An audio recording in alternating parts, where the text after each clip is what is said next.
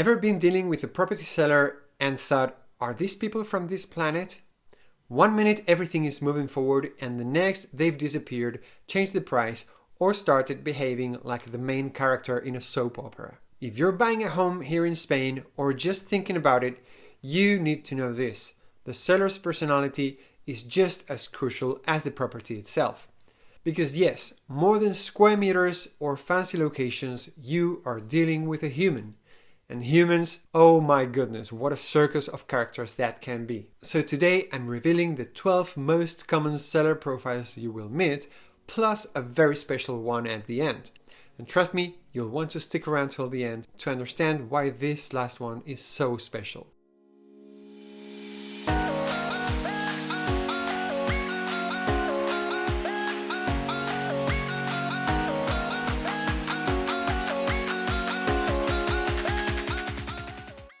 Hello everyone, I'm Pablo Jurado from the LMS team, broadcasting from my little spot here in the northwest of Madrid. I've been living here in this amazing city for over 30 years and honestly, I fall in love with it every single day. My team and I are truly passionate about helping people just like you, whether you're considering a move from the US, UK, India, or any other corner of the world, to relocate to Madrid metropolitan area or make a smart property investment here. I thrive on making that big transition as smooth, safe, and straightforward as possible. So, if Madrid is on your spot for the next home or investment, please don't hesitate to get in touch. You can give me a call, send me an email, or fill out the form in my website, livinginmadridspain.com. All the contact details are of course in the description below. I'm here to make your Madrid journey a success. Now, why obsess over the seller types? Because understanding them can make the difference between a dream deal and a walking nightmare of wasted time and energy. Most sellers here are not pros. They're regular people making huge, emotional decisions, often without a script. These stereotypes are served with a wink and a smile. We've all been there or will be. To help you navigate this colorful cast, I've grounded the main 12 into 4 categories, generally based on how straightforward, or shall we say entertaining, they might be to deal with. This should give you a clearer map on the terrain. And hey, if you really want to dodge property bullets, check out my video on the 12 houses you should never buy in Spain. Alright, ready to meet the lineup? Let's dive in.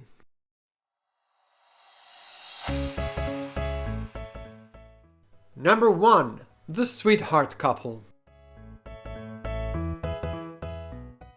Typically young, perhaps with a new baby and moving to a larger home, these sellers are often reasonable, advised by others, and eager to make their next move. They focus on their future and facilitate an easy transfer, but good properties with such sellers attract competition. Number 2. The Foreign Family.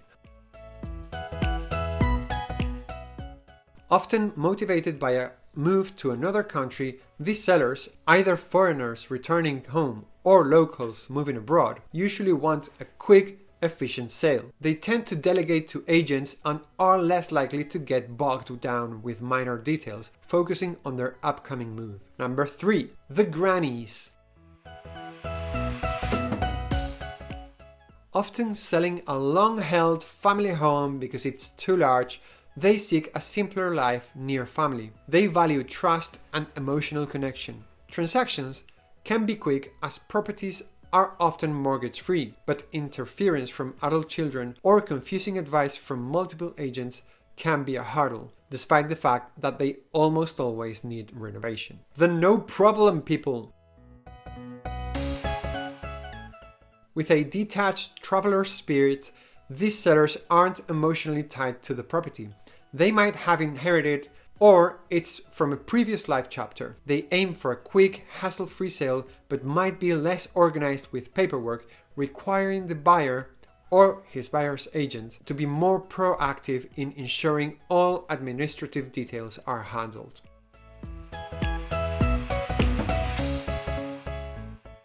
Number 5. The Heirs. Selling inherited property can be straightforward if it's a single heir or a small, agreeable group. They often want a quick, orderly sale to sell affairs and cover inheritance expenses. However, multiple heirs can complicate matters significantly, with different opinions, emotional baggage, and prolonged negotiations due to their need for multiple approvals. Identifying a key, sensible decision maker is crucial here. Number 6. The divorced. This situation can present an opportunity if both parties are clear on selling to liquidate assets. However, if the divorce is contentious or not finalized, it can lead to complications, with one party potentially unaware or disagreeing with the sale. Decisions are joint, and emotional undercurrents can make negotiations tricky.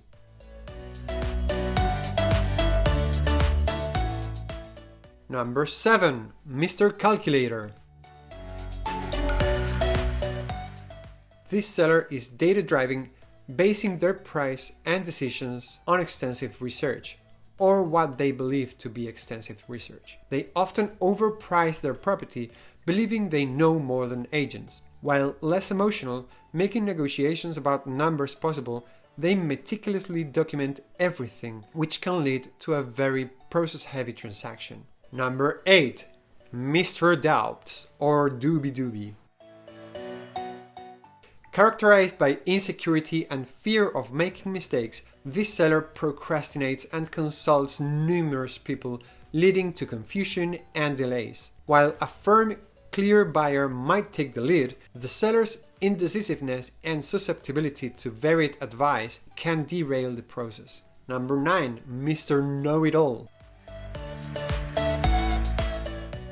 Believing they are experts on everything, especially their property's value, this seller can be difficult to negotiate with. They may dismiss professional advice, allowing them to feel in control.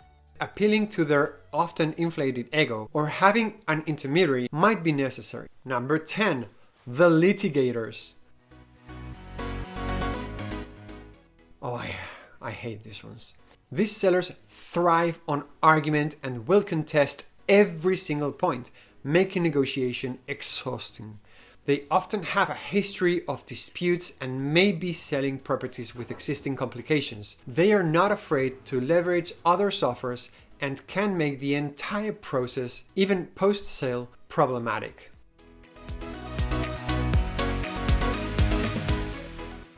Number 11. The Inconsistent.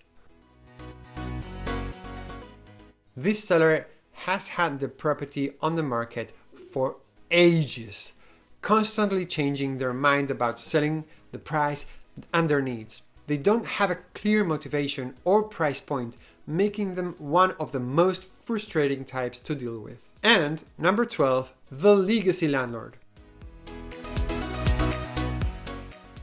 This seller is typically older, having bought the property decades ago when it was significantly cheaper. They don't urgently need the money, often own multiple properties, and may only sell due to external pressures like fear of squatters or to provide for their children. They can be slow to sell, unconcerned about the market price, and potentially looking at a massive profit margin. Negotiations with them require patience. A good, serious offer might work if their motivation aligns, but they can also let a property sit on the market indefinitely. And, as promised, here is our very special +1 seller type.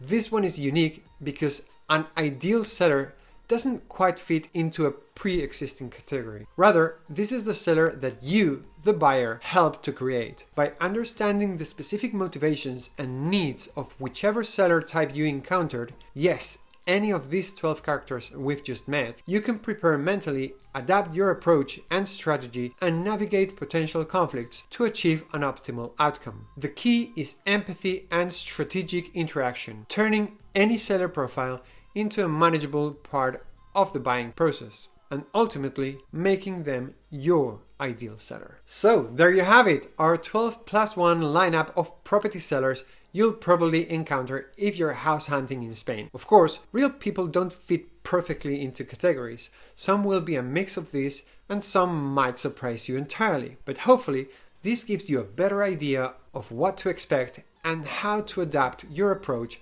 depending on who you are dealing with. If you like this video, then you will probably want to check out my full playlist on purchasing properties in Spain. It's packed with useful content to help you avoid costly mistakes and make informed decisions. You can find the link to this playlist in the description down below, or just click right here on the screen. And don't forget to like, subscribe, and leave a comment telling me which seller you've met in real life, or worse, which one you might become one day. Until the next video, hasta la próxima!